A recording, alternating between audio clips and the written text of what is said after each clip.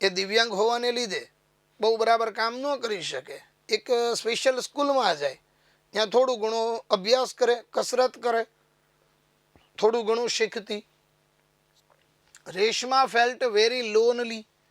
Lonely એટલે કે એકલવાયુ. રેશમા છે એને ખૂબ જ એકલવાયુ લાગતું હતું.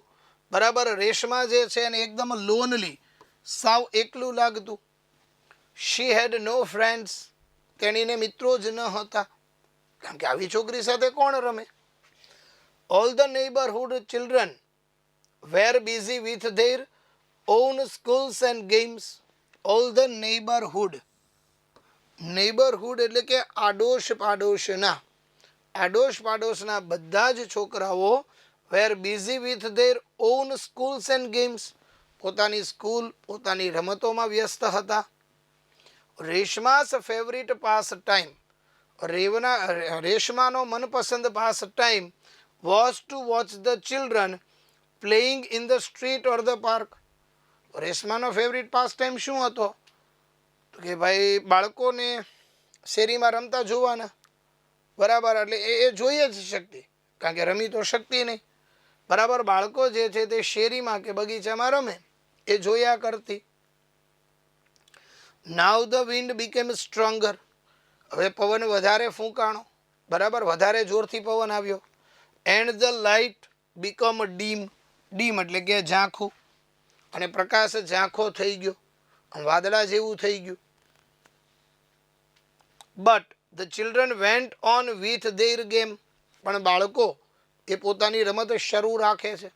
છોકરાઓ તો કન્ટિન્યુ રાખે છે. They were કિકિંગ a big red બોલ. તે મોટા લાલ બોલને કિક. બરાબર, ફૂટબોલમાં જે પગથી કિક મારે ને એવી કિક મારતા હતા. And jumping with the movement of the બોલ. અને જમ્પિંગ એટલે કે કૂદતા હતા. With the movement. મૂવમેન્ટ એટલે કે હલનચલન. જેવી રીતે દડાની મૂવમેન્ટ થાય એવી રીતે છોકરાઓ જમ્પિંગ કરતા હતા. સડેનલી. સડેનલી એટલે કે અચાનક જ. સડેનલી ધેર વોઝ અનધર બોલ એમોંગ ધ પ્લેયર્સ. અચાનક જ છોકરાઓની વચ્ચે બીજો બોલ આવી જાય છે. અ બ્રાઉન વન. બ્રાઉન કલરનો છે. અચાનક જ જે છોકરાઓ રમે છે એ છોકરાઓની વચ્ચે નવો બોલ આવે છે, બ્રાઉન કલરનો. બરાબર, અચાનક જ આકાશમાંથી કંઈક પડ્યું. આપણે સ્ટોરી સાંભળી છે એટલે ખબર છે કે બોલ પડે છે. The girls started screaming. છોકરીઓ ચીસો પાડવા માંડી. And the boys shouted at the top of their voices. અને જે બોયઝ છે, છોકરાઓ છે, બરાબર, shouted at the top of their voices. પોતાના અવાજથી, બરાબર, જોર જોરથી શાઉટેડ, બૂમો પાડવા માંડ્યા.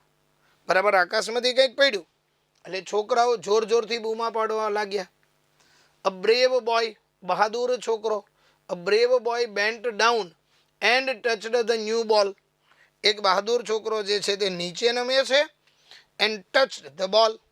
બોલને મળે છે. It suddenly ફ્લેપડ. ફ્લેપ એટલે કે પાંખો પટપટાવવી. It suddenly flapped its wings. અચાનક જ પોતાની પાંખો ફફડાવે છે. And flew up. ઉડી ગયું. આકાશમાંથી જે આવ્યું એ પક્ષી હતું. છોકરો જેવો અડે છે એટલે આજે પક્ષી જે છે એ શું કરે છે? આજે પક્ષી છે એ તરત જ પાંખો પટપટાવીને ઉડી જાય છે. Before Reshma food understand anything. Reshma કંઈ પણ સમજે તે પહેલા ધ ન્યૂ બોલ લેન્ડેડ ઇન હર લેપ. જે નવો દડો છે તે લેન્ડ કરે છે. ઇન હર લેપ. લેપ એટલે કે ખોળો. પહેલો જે દડો છે તે રેશમાના ખોળામાં પડે છે. Children waved at Reshma. બાળકો રેશમાની સામે વેવ, હાથ હલાવે છે. And continued with the game. રમવાનું શરૂ રાખે છે. છોકરાએ રેશમાની સામે હાથ હલાવ્યો અને પાછા રમવા લાગ્યા. છોકરાઓને કંઈ કેર નથી. હવે રેશમાના મમ્મી કહે છે, Reshma it's too much. Reshma બહુ થઈ ગયું હો. Now come inside. હવે અંદર આવતી રહેતો જરા. Shouted her mother and came out in the balcony.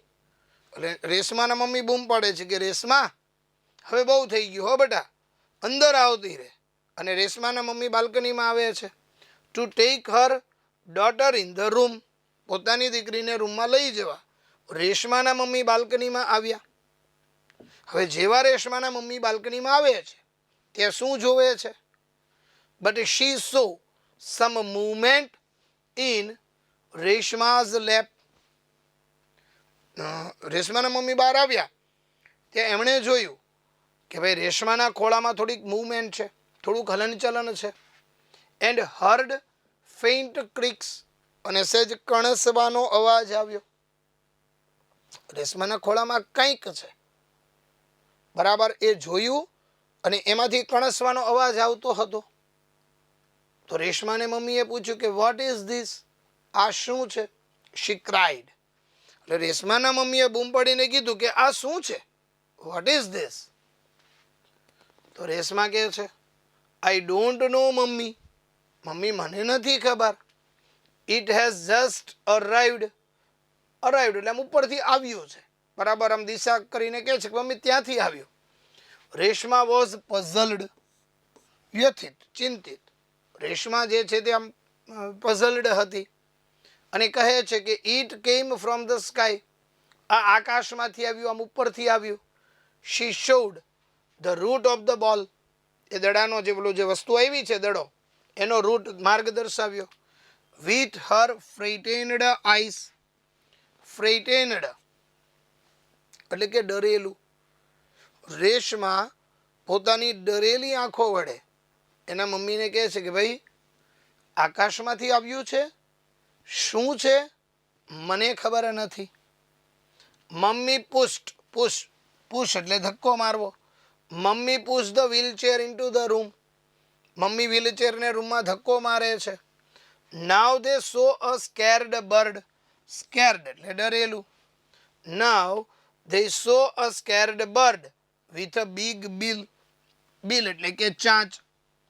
હવે તે લોકોએ એક મોટી ચાંચ વાળું ડરેલું પક્ષી જોયું. પહેલા તો ના ખબર પડી કે શું છે, પછી ખ્યાલ આવ્યું કે ભાઈ આ પક્ષી છે.